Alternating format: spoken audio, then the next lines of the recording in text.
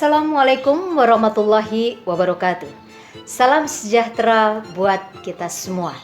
Bagaimana Bapak Ibu sekalian? Dalam keadaan kondisi sehat ya? Tetap semangat, tetap jaga stamina.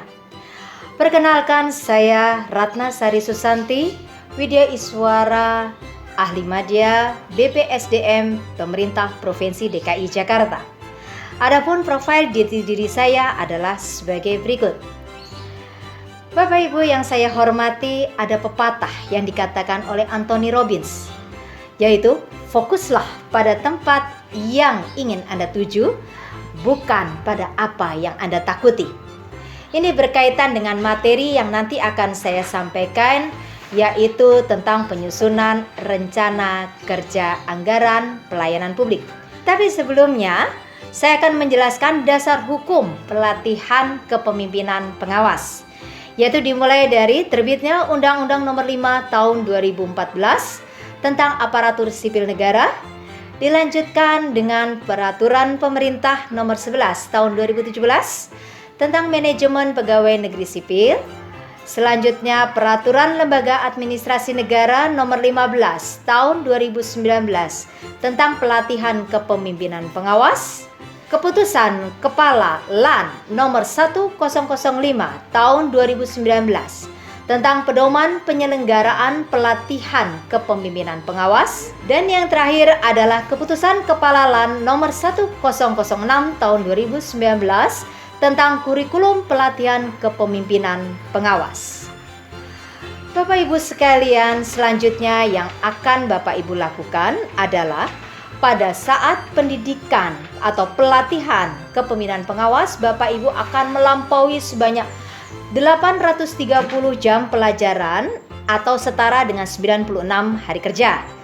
Tetapi ini dibagi dua, yaitu 290 jam pelajaran yang akan dilaksanakan di on campus atau setara dengan 36 hari pelatihan, dan 540 jam pelajaran atau setara dengan 60 hari kalender Bapak Ibu berada di unit kerja masing-masing. Adapun agenda pembelajaran dalam pelatihan kepemimpinan pengawas terdiri dari 4 agenda. Agenda pertama yaitu agenda kepemimpinan Pancasila dan bela negara. Ada 2 materi di sana, yaitu etika dan integritas kepemimpinan Pancasila. Yang kedua adalah bela negara kepemimpinan Pancasila. Agenda kedua yaitu agenda tentang kepemimpinan pelayanan. Di sana ada 4 materi yang Bapak Ibu akan dapat, yaitu pertama adalah diagnosa organisasi dan PMPK. Yang kedua berpikir kreatif dalam pelayanan. Ketiga adalah membangun tim efektif, dan yang materi terakhir keempat adalah kepemimpinan dalam pelaksanaan pekerjaan. Agenda selanjutnya adalah agenda 3. Agenda 3 nanti lebih detailnya saya adalah di bagian penyusunan rencana kerja anggaran pelayanan publik. Tapi yang pertama materinya atau agenda 3 itu adalah pengendalian pekerjaan dengan 7 materi yang ada di sana, yaitu pertama, teknik komunikasi publik. Kedua adalah perencanaan kegiatan pelayanan publik. Yang ketiga adalah penyusunan rencana kerja anggaran atau RKA pelayanan publik. Yang keempat adalah pelayanan publik digital. Yang kelima adalah manajemen mutu. Keenam adalah manajemen pengawasan, dan yang terakhir materi ketujuh yaitu pengendalian pelaksanaan kegiatan. Ketiga agenda dimaksud nanti akan dirangkum dan Bapak Ibu harus lakukan agenda keempat, yaitu agenda tentang aktualisasi kepemimpinan. Agenda di aktualisasi kepemimpinan itu ada 2 materi, yaitu yang pertama adalah studi lapangan pelayanan publik, yang kedua adalah rencana aksi perubahan kinerja pelayanan publik.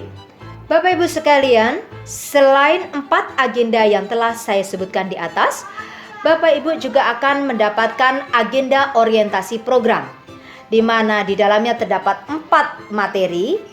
3 materi Bapak Ibu dapatkan di awal, yaitu pertama tentang strategi kebijakan pengembangan kompetensi ASN, aparatur sipil negara. Yang kedua adalah overview daripada kebijakan pelatihan. Yang ketiga, dinamika kelompok. Dan yang terakhir didapat setelah agenda aktualisasi kepemimpinan atau agenda 4 dengan materi, kebijakan, dan tindak lanjut hasil pelatihan. Bapak Ibu sekalian, berikut akan saya jelaskan kompetensi yang dibangun berdasarkan Peraturan Lembaga Administrasi Nomor 15 Tahun 2019, di mana kompetensi kepemimpinan kinerja sebagai kompetensi manajerial untuk menjamin terlaksananya akuntabilitas jabatan administrator yang merupakan kemampuan dalam memimpin pelaksanaan kegiatan yang dilakukan oleh pejabat pengawas dan pelaksana dalam memberikan pelayanan publik sesuai SOP dan terselenggaranya peningkatan kinerja secara berkesinambungan. Dalam membangun kompetensi yang diharapkan tadi, maka di dalamnya diharapkan Bapak Ibu dapat membangun karakter dan sikap perilaku kepemimpinan Pancasila yang berintegritas, menjunjung tinggi etika birokrasi yang berwawasan pada kebangsaan, serta bertanggung jawab dalam memimpin seluruh kegiatan pelayanan publik di unit instansi sebagai bentuk kemampuan kepemimpinan Pancasila dan nasionalisme. Kemudian Bapak Ibu akan kami minta atau diminta untuk mengaktualisasikan kepemimpinan kinerja dan manajemen kinerja sesuai dengan bidang tugasnya dengan melakukan inovasi, kolaborasi, dan mengoptimalisasikan seluruh potensi sumber daya internal dan eksternal dalam rangka peningkatan kinerja organisasi serta administrasi pemerintahan dan pembangunan di unit kerjanya.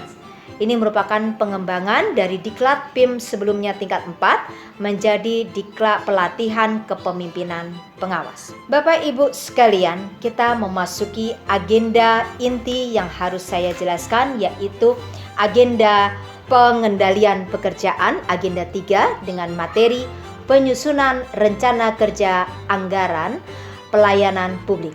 Deskripsi singkat yang bisa saya jelaskan adalah dari mata pelatihan ini ditujukan untuk membekali peserta agar mampu menyusun rencana kerja anggaran melalui proses pembelajaran meliputi penjelasan singkat tentang mekanisme perencanaan pembangunan, proses mengidentifikasikan inisiatif kegiatan sesuai tugas pokok dan fungsi, dan melakukan praktek latihan menyusun rencana kerja anggaran atau RKA pelayanan publik di instansi Bapak Ibu sekalian. Indikator hasil belajar yang diharapkan pada materi ini ada 3. Pertama, mampu menjelaskan mekanisme perencanaan pembangunan. Yang kedua, mampu mengidentifikasikan inisiatif kegiatan baru sesuai tugas pokok dan fungsi. Dan yang ketiga adalah mampu menyusun rencana kerja anggaran atau RKA pelayanan publik. Selanjutnya, materi dan submateri yang akan disampaikan pada penyusunan rencana kerja anggaran pelayanan publik. Untuk materi pokok dan submateri pokok yang akan dibahas, pertama adalah perencanaan pembangunan nasional dan penganggaran.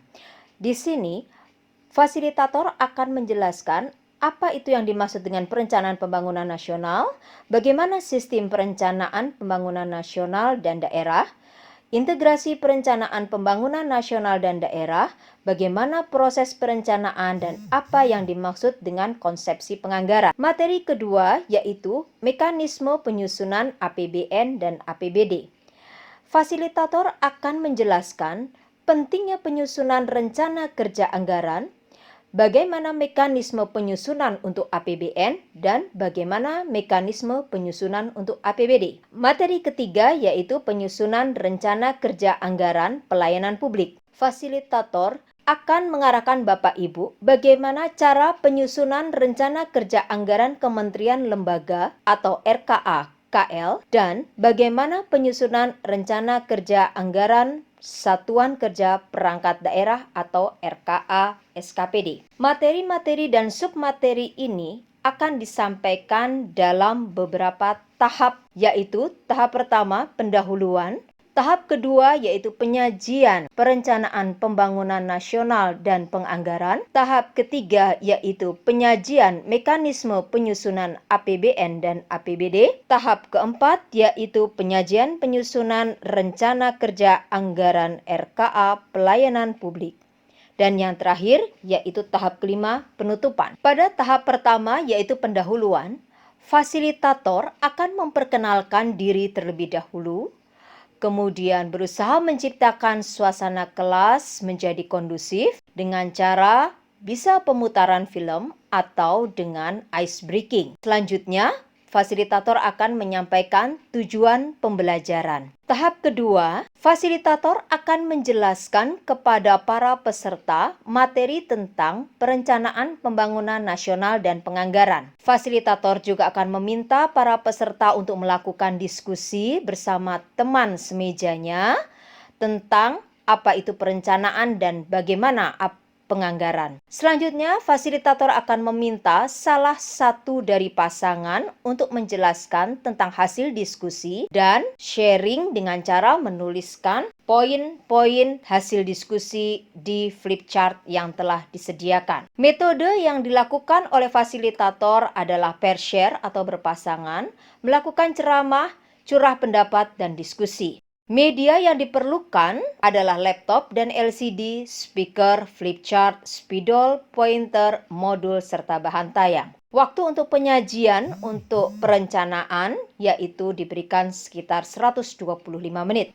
Selanjutnya, pada tahap ketiga, fasilitator akan memaparkan materi tentang mekanisme penyusunan APBN dan APBD. Fasilitator juga kembali memberikan waktu kesempatan kepada peserta untuk berdiskusi, dan hasil diskusi tersebut ditulis dalam bentuk beberapa poin di flip chart yang telah disediakan. Kemudian fasilitator akan mengajak peserta untuk melakukan diskusi secara bersama-sama dan membuka sesi pertanyaan. Metode yang dipakai pada tahap ketiga yaitu pair share berpasangan, ceramah, diskusi, curah pendapat. Media yang dipergunakan adalah laptop dan LCD, speaker, flip chart, spidol, pointer, modul, dan bahan tayang. Waktu penyampaian materi selama 125 menit. Pada tahap keempat, fasilitator menjelaskan tentang bagaimana cara penyusunan RKA pelayanan publik yang disesuaikan dengan tugas pokok dan fungsi dari peserta selaku pejabat pengawas,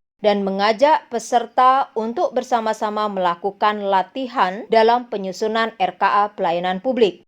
Metode yang dipakai adalah ceramah, tanya jawab, curah pendapat, dan latihan. Media yang diperlukan adalah laptop dan LCD, speaker, flip chart, spidol, pointer, bahan tayang. Tahap terakhir yaitu tahap penutupan, di mana fasilitator akan mengajak peserta untuk sama-sama melakukan kesimpulan atas pembelajaran yang telah dilakukan dalam penyusunan rencana kerja pelayanan publik. Dan pada akhirnya, fasilitator memberikan apresiasi kepada peserta serta mengucapkan salam. Demikianlah Bapak Ibu, sampai bertemu kembali di lain waktu.